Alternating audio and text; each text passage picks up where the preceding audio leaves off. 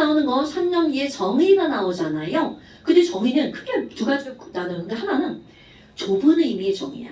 이 좁은 의미의 정의라는 거는 맨 처음이죠. 뭘 먹는데 자꾸 막 신맛이 나는 친구들이 있어. 도대체 신맛이 나는 것의 정체는 뭘까? 그러고 봤더니 그 신맛의 정체는 산성이라 부르는데 산성은 영어로는 에시드고요.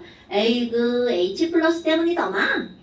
그래서 산의 정의를 뭐라고 얘기했니? 여기는 매개체가 들어갑니다. 어떤 물질이 물에 녹아서라는 매개체가 나오고요. 그 물에 녹아서 H 플러스를 내놓는 물질, 이거를 가지고 뭐라고 하는 거냐면 산.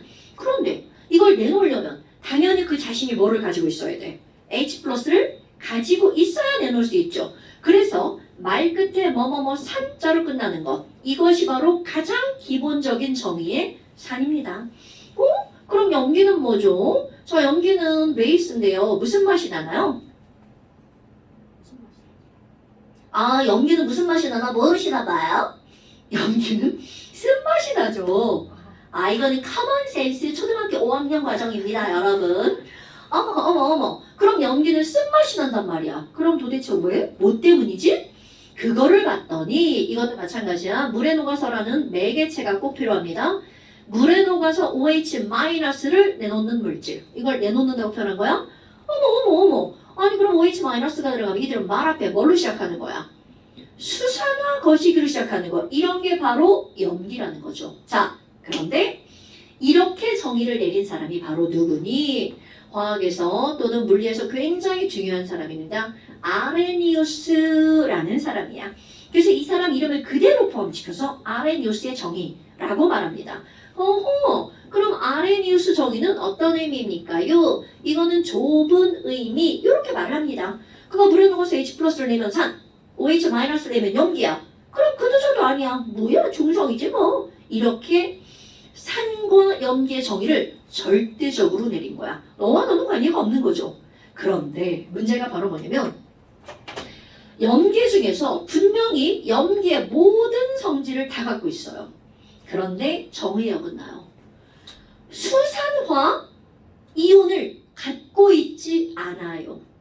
어머. 그럼 이 친구는 염기 성질을 갖고 있는데 정의에 포함되지 않으니까 염기가 아닌 거예요. 이건 마치 뭐하고 똑같니? 나 대학원 다 다녀가지고 교육대학원 다 다녀가지고 교원조기증이 나와야 되는데 논문을 안 썼어요.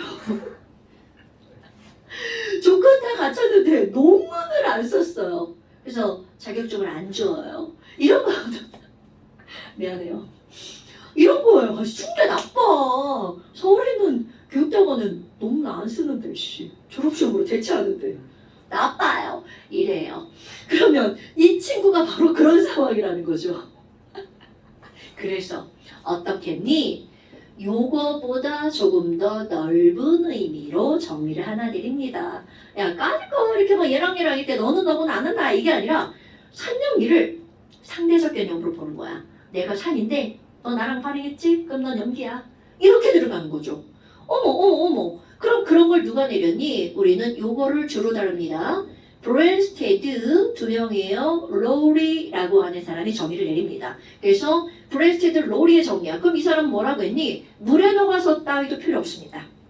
모든 반응에서 H 플러스를 내놓으면 산?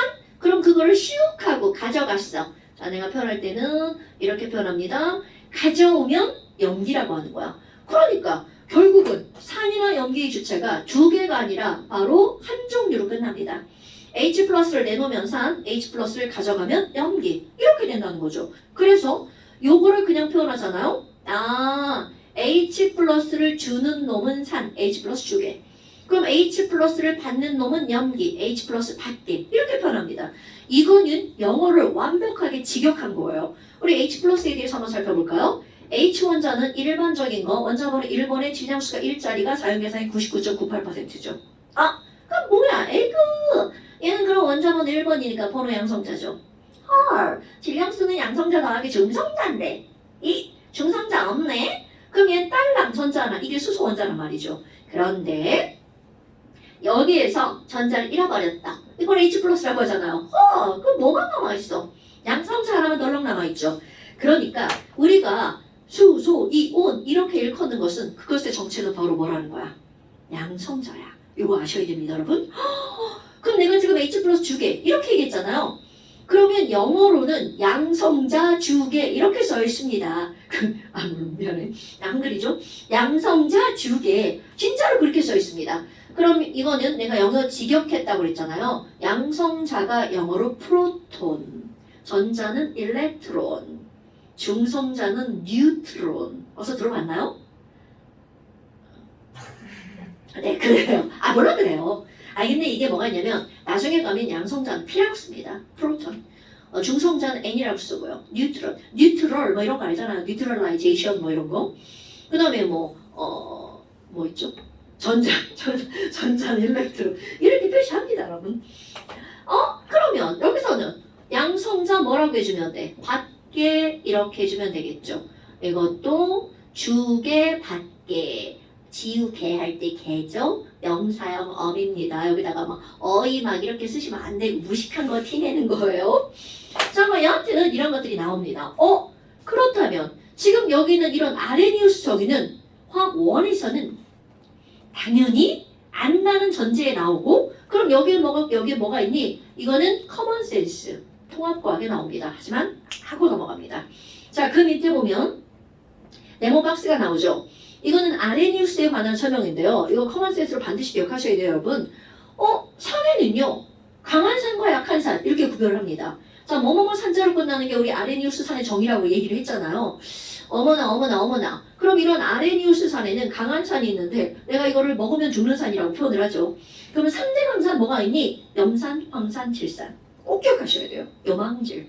3대 강산, 염산, 황산, 질산, 염황질. 염황질이라고? 그러면 약한 산은 뭐가 있어요? 이건 먹어도 되는 산이죠. 앞자만 따면 이게 염황질이고요. 그냥 말을 그냥 쭉 연결해 버리는 거야. 염황질 아탄. 그 염황질 아탄, 강산, 약산. 아는 뭐겠어, 당연히. 산이죠. 먹어도 되는 거 바로 나오죠? 탄은 너네들 알고 있는 거 탄산. 그러니까 그냥 산에는 염황질 아탄이 있어. 그 위에 3개 강산, 그리고 밑에는 약산. 물론 이것만 있는 건 아니에요. 되게 많습니다. 근데 우리 교과서상에서 가장 주로 나오는 거 염황질 아탄. 그러면 강염기는 뭐가 있나요? 강염기는 내가 이걸 이렇게 말하는데 크카나 망알이라고 하거든요. 그럼 크카나 망알은 뭐니? 크 OH 수산화칼륨, 카 OH2 수산화칼슘, 나 OH 수산화 나트륨, 망은 사실 마예요. 마그네슘입니다. MgOH2, AlOH3. 그럼 굳이 얘네들이 왜 이 순서대로 하니? 이게 염기의 색이에요. 가장 강한 거, 그 다음에 약한 거 중에서 얘가 조금 더 세고 그 다음이고요. 물론 그런 거 몰라도 돼요. 그런 거 몰라도 되지만 이런 걸 외울 때도 뭔가 순서를 가지고 외우는 게 훨씬 좋아요. 극하나 망할. 그런데 여기서 알아야 되는 게 뭐가 있냐면 여기는 H가 하나 붙어 있죠. 그럼 이온화되었을 때 H 플러스 1몰이 나온단 말이죠. 그럼 이런 걸 우리는 뭐라고 하는 거냐면 일가산이라고 표현을 하죠. 그럼 H2야. 그럼 이거 1몰 이온화가 되면 이온화되었을 때 EH 플러스 나오죠. 이런 걸 이가산이라고 하죠. 그럼 여기도 마찬가지로 일가염기, 이가염기, 삼가염기 이렇게 되겠죠. 별거 아닙니다. 그럼 아까 얘기했던 거, 산과 염기는 굉장히 상대적이란 말이죠. 산은 무슨 맛이 나니? 무슨 맛이라고요? 오케이. 염기는 무슨 맛이 나니? 쓴맛이요. 이런 것들은 그냥 상식적인 거죠. 그 신맛의 원인 물질이 바로 뭐라는 거야? 양성자 하나가 우리 혀를 자극해서 신맛을 내게 만드는 그런 물질이라는 거죠. 그럼 염기는 OH-잖아. 얘가 쓴맛을 내는 거죠. 근데 냄새도 얘네들 신내라고 표현을 한단 말이죠. 그런데 쓴내라는 말은 없어요. 쓰는 건 맛이니까. 그럼 염기는 무슨 맛이 나니? 무슨 냄새가 나니? 비린내. 오케이. 너네들이 알고 있는 비린내 가장 대표적인 애가 누구한테서 나는 냄새예요? 그렇죠. 고기. 생선. 그들이 다 무슨 성이기 때문이라는 거야? 염기성이기 때문에 비린내가 난다는 거죠. 그래서 그 도마에서 아니면 부엌에서 걔네들 나는 싫어하는 애들 걔네들 요리를 했어. 그럼 도마에서 비린내가 나잖아요. 진짜 있죠?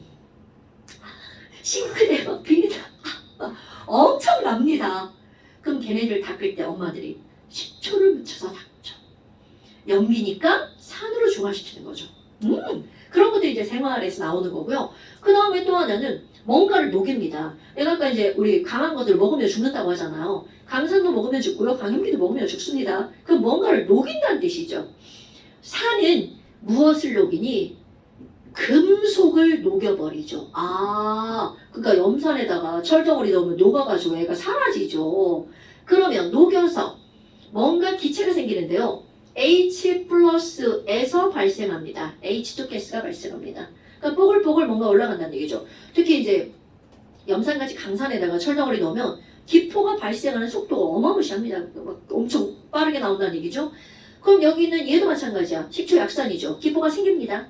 그런데 속도가 느리죠. 그게 죽는다, 안 죽는다의 차이입니다.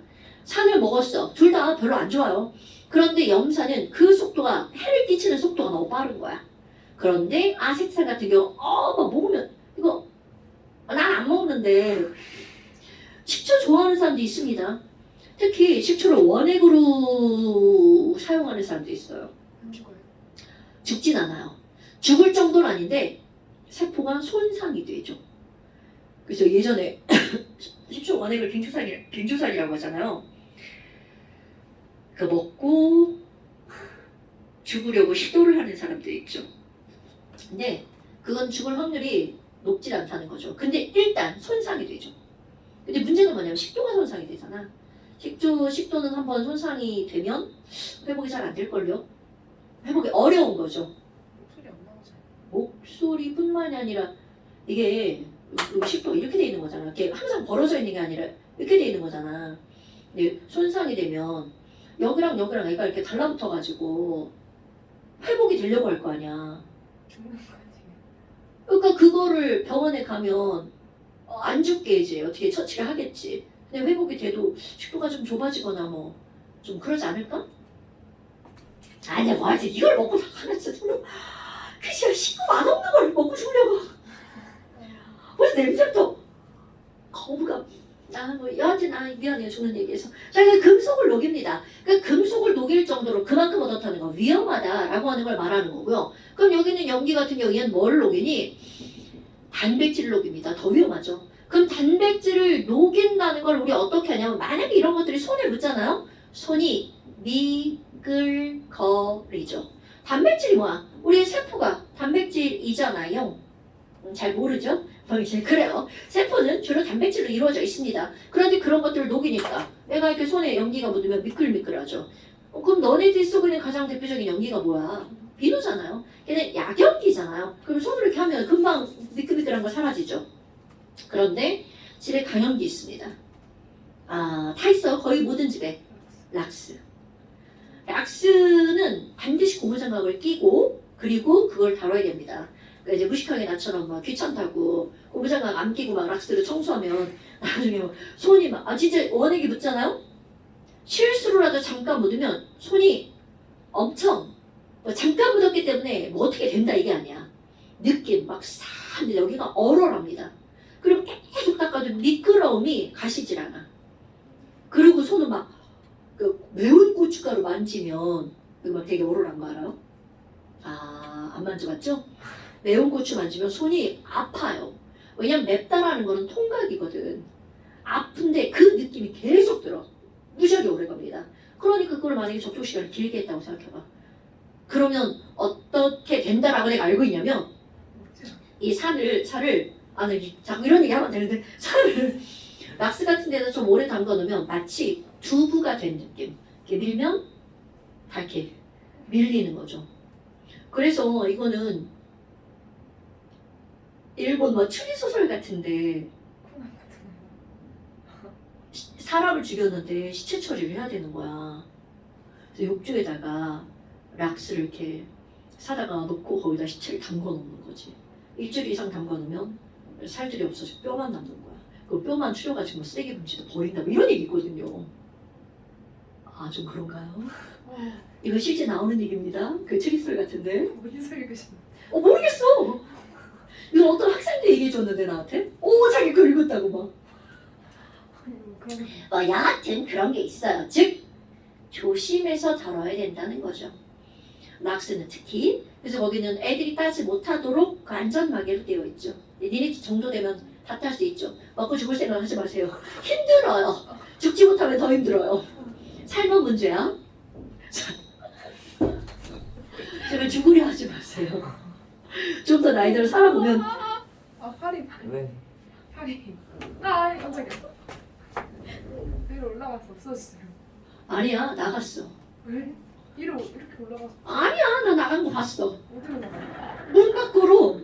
이렇게 빨리 나가요? 걔 조금만 움직이는 거 봤지? 지랄 발광을 하고 다니잖아. 에이 근데 어디 생각 못 봤어. 난 나갈 거 봤어. 자 여하튼 그렇습니다. 아 시간이가 나 시간 가면 안 되는 또 거야. 있어요. 여기 있어요. 아 진짜 여기 있어요. 아 너무 싫다. 하이 바리. 아 말이 왜 이렇게 못생겼어? 그래서 아 진짜 못생겼어?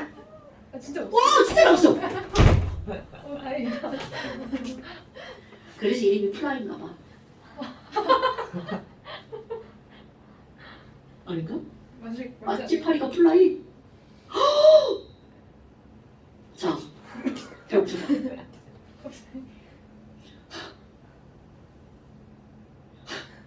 본론은 나가지 못한 거야 지금? 여기까지 있어. 자, 안본론 조금 더 해봅시다. 지시야. 지시야. 이번에 숙제가 적겠네요. 뭐 오렌지 이런 거 있지 않았어요? 오렌지 있죠. 오렌지 있죠. 모르는 거 아니죠, 오렌지. 깜빡이 생각이 안 나. 2년. 자, 지시약은요, 별거 없죠. 사실 화학원에는 지시약 색깔 나오지 않습니다. 그런데 아무리 나오지 않는다고 해서 몰라도 된다는 뜻이 아니고요. 통합과학에 나온 거는 안다는 전제 하에 들어갑니다. 근데 그 전제가 잘못됐죠. 애들이 다 몰라요.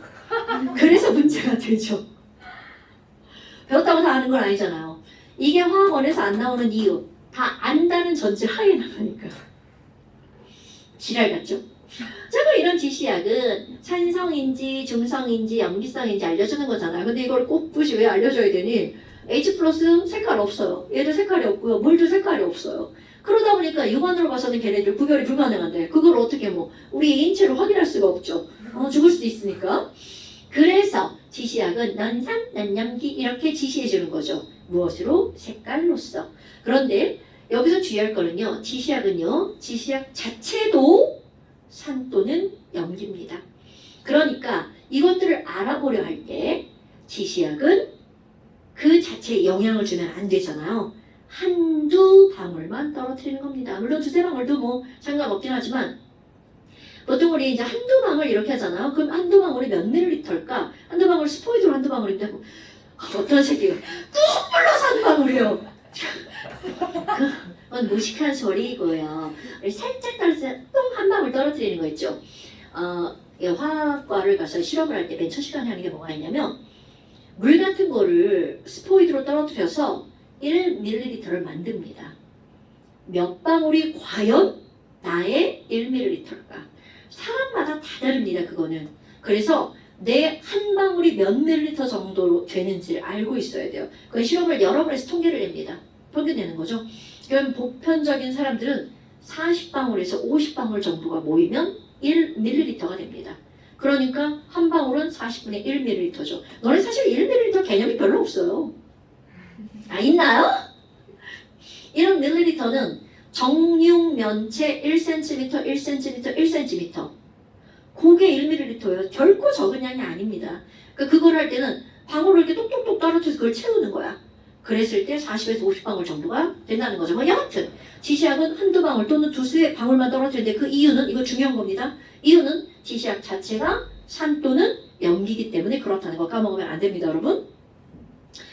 그럼 지시약에는 어떤 게 있니? 그래서 내가 이제 이걸 쓸 때 우스갯소리로 팸의 비리 이렇게 말합니다. 팸의 비리, 팸매를 할 때는 비리가 있어요. 이런 말도 안 되는 얘기를 하는 거죠. 요즘 애들은 팸매 안 해가지고 페이스북 메시지입니다. 이런 말도 잘 모르더라고요. 그럼 왜 굳이 이런 순서를 이렇게 만들어 놓니? 색깔이라고 하는 거는요. 단순한 색깔이 아니고 우리가 앞에서 이제 스펙트럼 이런 거 나오잖아요. 색은 곧 에너지입니다.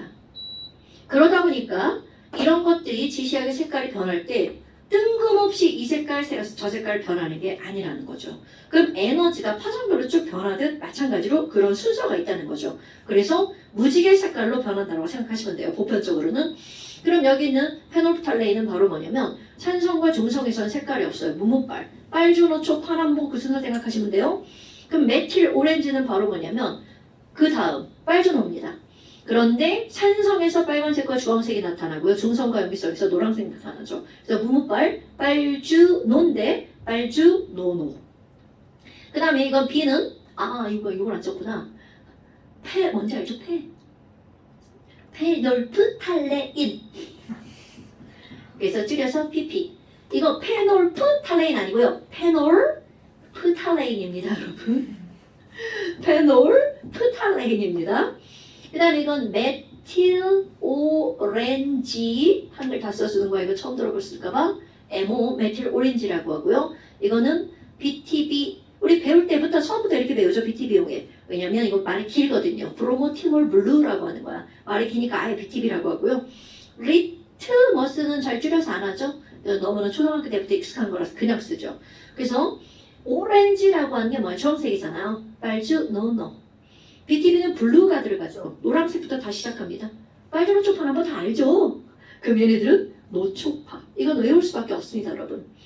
그 다음에 리트머스는 이거 색깔이 파장 짧은 쪽, 긴 쪽 다 들어갑니다. 그래서 빨, 보, 파 이렇게 됩니다. 근데 보통 이제 보라색을 잘 안 외우잖아요. 그거는 뭐냐면 얘네들은 리트머스 종이를 주로 외워서 그래요.